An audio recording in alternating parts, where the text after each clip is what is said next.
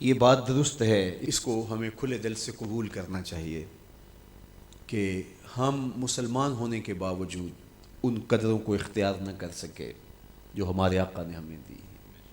اکبر الہآبادی نے کہا تھا مس پہ ہے اپنی نظر اور سیم ان کے ہاتھ میں.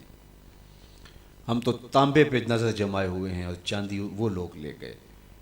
اقدار عالیہ، رویوں کی خوبصورتی، قوانین کی بالادستی اور زندگی کا بہت سارا جمال وہ ہم سے چھین کے لے گئے.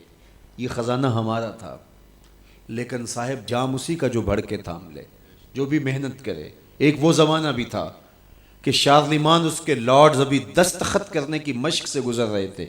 ابن حزم کے قلم سے 1000 کتابیں نکل چکی تھی. وہ زمانہ بھی ہم نے دیکھا جب پیرس میں کیچڑ تھا اور بغداد عروس البلاد کہلاتا تھا. ہم نے وہ دور بھی دیکھا ہے جب وہ سواد آشنا بھی نہیں تھے، حرف آشنا بھی نہیں تھے، اور ہمارے منجم ستاروں پہ کمندے ڈالتے تھے. جب ہم محنت کرتے، خدائے زندہ زندوں کا خدا ہے، یہ اس کا اصول ہے، یہ اس کا ضابطہ ہے. لیکن جب ہم جو ہیں وہ پیچھے آ گئے تو انہوں نے آگے بڑھ کر جام تھام لیا. یہ بات میں ضرور کہوں گا، خیر کی قدریں جہاں بھی ہیں، کسی کفر کے معاشرے میں بھی ہیں، لیکن وہ پھوٹتی میرے حضور کے قدموں سے ہی ہیں.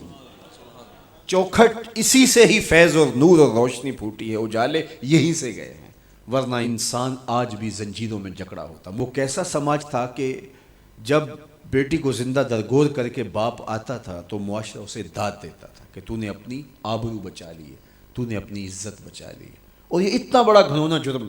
قیامت کے دن سب سے پہلا سوال نماز کا ہوگا، لیکن سب سے پہلا فیصلہ قتل کا ہوگا. دوسرے لفظوں میں یوں کہہ لیجئے، حقوق اللہ میں سب سے پہلے نماز کا سوال ہوگا، اور حقوق العباد میں سب سے پہلا فیصلہ جو ہے وہ قتل کا ہوگا. اور قتل میں بھی وہ بچیاں جو زندہ درگور کی گئی، ان کا مقدمہ پہلے لایا جائے گا. قرآن بتاتا ہے وَإِذَا الْمَوْءُودَةُ سُئِلَتْ بِأَيِّ ذَنبٍ قُتِلَتْ. قبروں میں گڑی ہوئی بچیاں اٹھائی جائیں گی، اللہ کی عدالت ہوگی، ان کے ظالم باپ کٹہرے میں کھڑے ہوں گے. اللہ ان بچیوں سے پوچھے گا بِأَيِّ ذَنبٍ قُتِلَتْ، تمہیں قتل کیوں کیا گیا؟ اب ان بچیوں کو تو پتہ ہی نہیں ہمیں کیوں قتل کیا گیا. ابھی آنکھ کھلنے نہیں پائی تھی کہ بند کر لی گئی، زبان بولنے نہیں پائی تھی کہ نوچ لی گئی، زندگی کا پھول ابھی کھلا ہی نہیں تھا کہ مرجھا گیا. انہیں تو پتہ ہی نہیں ہمارے ظالم باپوں نے یہ قیامت کیوں اٹھائی، یہ غضب کیوں توڑا، ہمارے معصوم دامن پہ کون سا داغ دیکھا کہ ہمارے ظالم باپوں نے ہماری زندگی نوچ لی. کہتے ہیں گڑھا کھودتے تھے، تاریخ پڑھیں، دل آج بھی خون کے آنسو روتا ہے. اور گڑھا کھود کر کے اس میں کھلونے رکھتے اور بچی وہاں بیٹھ جاتی اور کھلونوں سے کھیلنے لگتی، اور وہ اوپر سے ریت ڈالتے، اور وہ بچی پہلے پہل تو اس کو کھیل سمجھتی اور وہ اس کھیل میں خود شریک ہوتی. لیکن جب اس کے کندھوں سے اوپر تک ریت بڑھتی اور اس کی سانس دبنے لگتی، پھر اسے سمجھ آتی یہ کہانی کوئی اور ہے.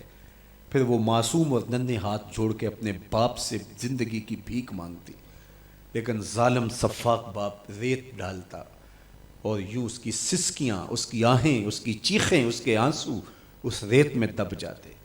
اور اس معصوم ننھی چڑیا کے لیے نہ کوئی موم بتیاں جلانے والے تھے، نہ کوئی اس کے لیے احتجاج کرنے والے تھے، اور نہ کوئی اس کی FIR کٹتی تھی.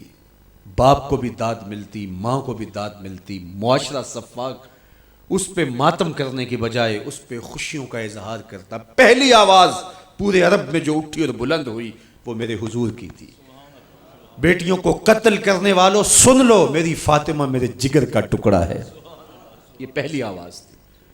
یہ صرف کلمہ محبت ہی نہیں ہے، اس ظالمانہ سماج کے خلاف جو ہے وہ علم جہاد میرے حضور نے بلند کیا. میری بیٹی میرے جگر کا ٹکڑا ہے. اور کہا جو 2 بیٹیاں، 2 بہنیں اللہ کی رضا کے لیے پروان چڑھائے اور ان کا نکاح کر دے، قیامت کے دن وہ یوں میرے نیڑے ہوگا جس طرح یہ 2 انگلیاں کری. یہ جب میرے حضور نے فرمایا، مجمع سے ایک شخص کھڑا ہو گیا. حضور کیا جس کی 2 بیٹیاں نہیں ہیں اس کو یہ اعزاز نہیں ملے گا؟ کسی بیچارے کی 2 بیٹیاں نہ ہو، 1 بیٹی ہو، تو کیا اس کو یہ اعزاز نہیں ملے گا کہ وہ آپ کا ساتھ پائے؟ حضور نے فرمایا اسے بھی ملے گا. لیکن میں آپ کو دعوت فکر دیتا ہوں کہ اس سوال کے پیچھے کی کیفیت دیکھیے. اس کی 1 بیٹی تھی، کہاں بیٹیاں زندہ درگور ہو رہی ہیں اور کہاں ایک بیٹی والا کہتا ہے کاش کہ میری بھی 2 بیٹی۔ یہ تھا لایا ہوا میرے حضور کا نظام۔